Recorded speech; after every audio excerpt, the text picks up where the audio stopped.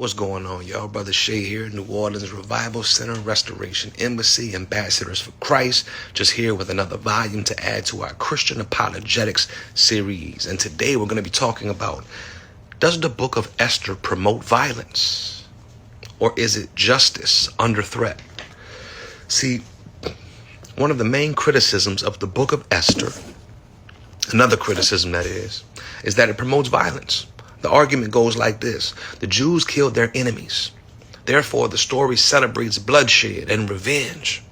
But that criticism misunderstands both the situation and the purpose of the text. First, the Jews in Esther were not aggressors. They were an ethnic minority living under a foreign empire, targeted for eternal extermination.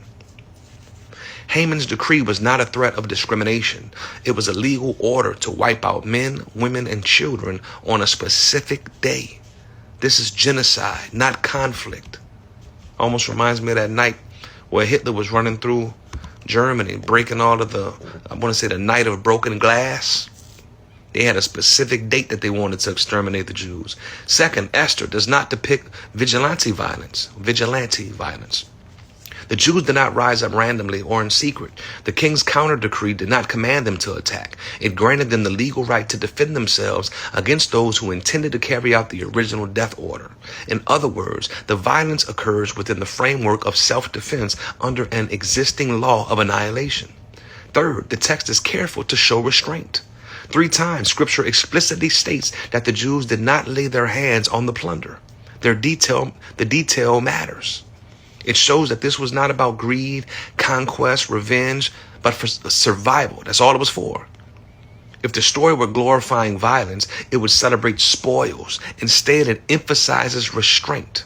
Fourth, morally speaking, the Bible consistently distinguishes between murder and self-defense. Throughout Scripture, God condemns unjust violence, but allows the defense of innocent life. Esther fits squarely within that biblical pattern. The Jews did not kill because they hated. They killed because they were hunted.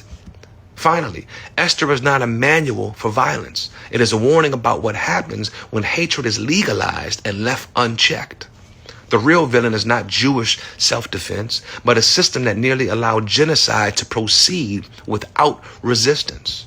If Esther promotes anything, it is courage under threat, faithfulness in crisis, and the sobering truth that survival sometimes requiring to stand your ground. Now, don't some of y'all take that the wrong way. Go out here doing some things talking about you standing your ground and you repaying somebody who tried to hurt you.